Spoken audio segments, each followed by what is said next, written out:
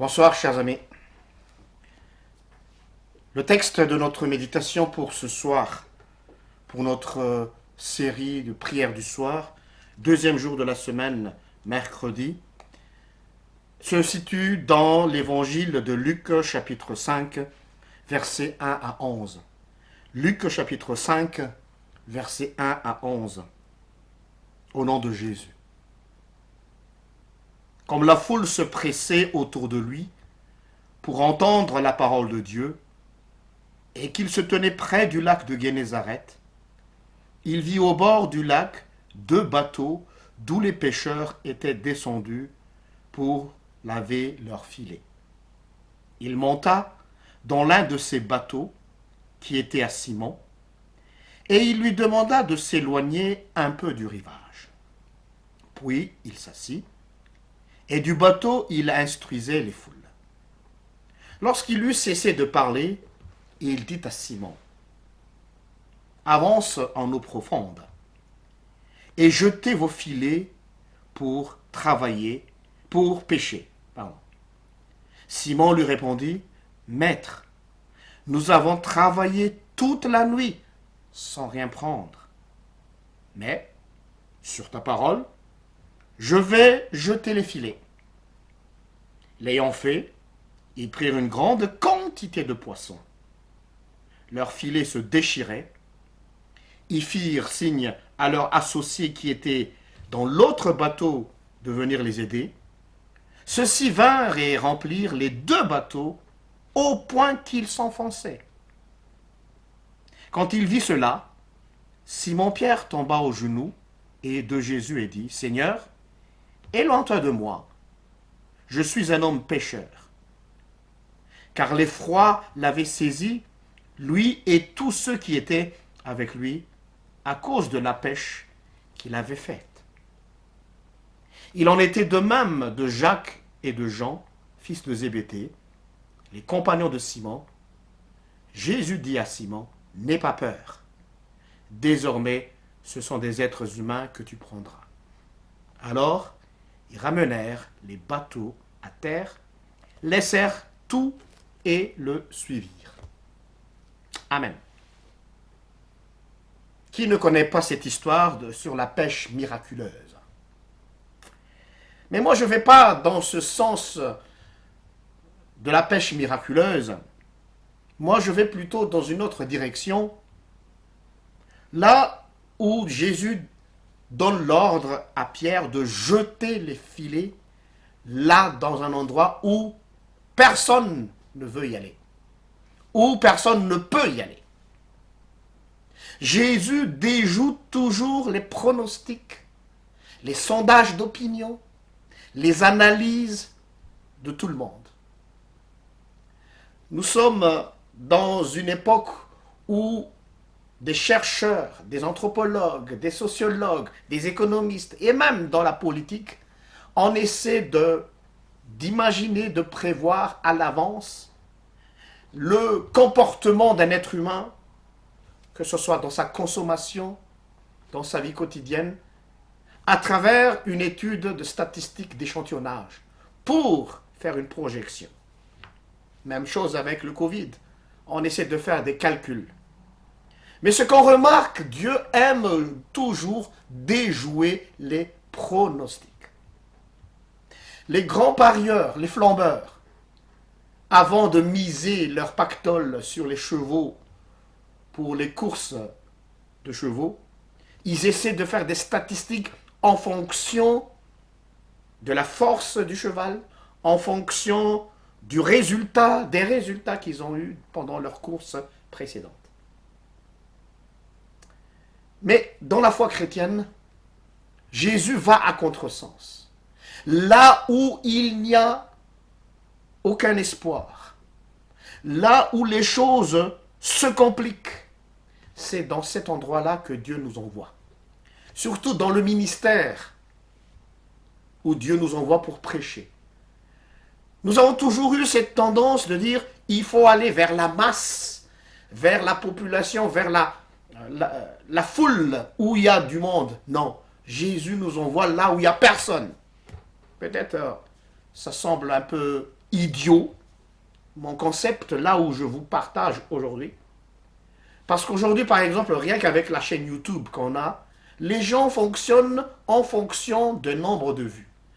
Ils se disent, si telle vidéo a 1000, 3000, 5000, 1 million de vues, c'est que la chose est intéressante, possible. Mais nous ne sommes pas là pour chercher des followers. Nous ne sommes pas là pour chercher des likes. Nous sommes là pour obéir à l'ordre du Seigneur. Jette ton filet là où personne ne veut y aller. Là où personne ne peut y aller. Car telle est la volonté de Dieu. Aller dans un endroit ou explorer d'autres horizons que personne n'a voulu.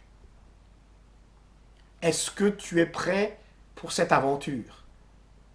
Ou veux-tu encore faire partie de la majorité avec tout le monde parce qu'on est toujours guetté par le succès, la réussite?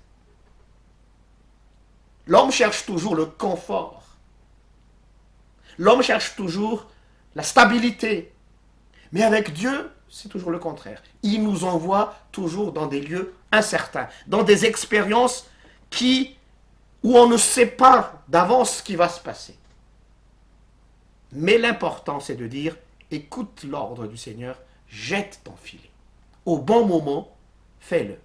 Sans regarder ce qui se passe autour. Sans tenir compte de ton expérience. Ne te fie pas à ton expérience, même si tu es un prédicateur chevronné. Même si tu es un responsable d'église qui a plusieurs années d'expérience. Fie-toi plutôt à l'instinct divin. Ouvre-toi à cette nouvelle dimension où Dieu veut nous envoyer dans des endroits où personne ne veut y aller, où personne ne peut y aller.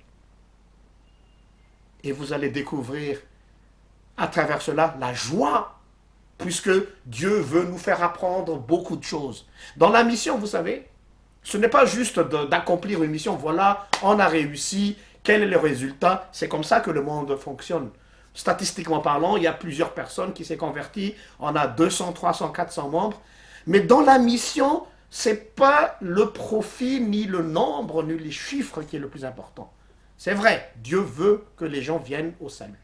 Mais en même temps, il veut aussi faire découvrir à son ministre, à son serviteur, un nouveau horizon. Il veut lui apprendre d'autres choses. Et c'est ce qui me fait plaisir dans ce ministère, parce que j'apprends tous les jours. Je n'avais même pas imaginé de faire une prédication sur une chaîne YouTube. Mais ça se fait aujourd'hui, parce qu'il nous envoie dans des zones inconfortables. À toi aussi alors, écoute la parole de Dieu qui te dit, vas-y, comme Pierre l'a dit, sur ta parole, je le fais quand même. Fais-le, même si tu hésites. Car ce n'est pas toi qui vas prendre soin de l'accomplissement de la promesse divine. Amen. Pour le sujet de prière de ce soir, notre prière, c'est que nous avançons dans la foi, mais pas dans la vision. Nous avançons dans la foi et non pas dans la vision. Prions. Seigneur, merci pour cette belle histoire que nous connaissons très vraiment. L'histoire de Pierre et cette fameuse pêche miraculeuse. Apprends-nous, Seigneur, à nous ouvrir à ton instinct divin. À ne pas se fier à notre propre expérience, puisque parfois nous sommes enfermés dans une boîte que nous avons conçue nous-mêmes. Nous projetons comment tu agis dans nos vies. Or, c'est toi qui diriges nos vies. Nous essayons de théoriser, de faire des théorèmes, des hypothèses sur la façon dont tu agis. Mais qui sommes-nous pour le faire? Alors nous sommes ouverts à toi. Nous attendons l'ordre que tu nous donnes. Et même si tu nous envoies dans des zones inconfortables, même si tu nous envoies dans des lieux où personne ne veut y aller, nous le ferons parce que c'est toi qui donnes l'ordre. L'essentiel pour moi, Seigneur, l'essentiel pour nous, tes enfants, c'est d'être avec toi. Peu importe l'endroit, peu importe la situation, même s'il n'y a personne, même s'il n'y a pas de foule, c'est d'être avec toi, d'être sur tes traces. Merci Seigneur, et que ces gens qui nous suivent ce soir dans cette prière du soir ne marchent pas en fonction de leur vision, de ce qu'ils voient, mais qu'ils marchent en fonction de ce qu'ils entendent, de ta parole. Qu'ils ne marchent pas selon leurs pronostics, leurs sondages, mais qu'ils avancent dans la foi, parce que c'est toi qui donnes l'ordre. Merci Seigneur pour ce nouvel enseignement que tu nous donnes ce soir. Gloire à toi Seigneur pour les siècles des siècles. Amen. Sur ce, je vous souhaite une excellente soirée. Que le Seigneur vous bénisse tous. Et je vous donne rendez-vous demain à la même heure. Au revoir.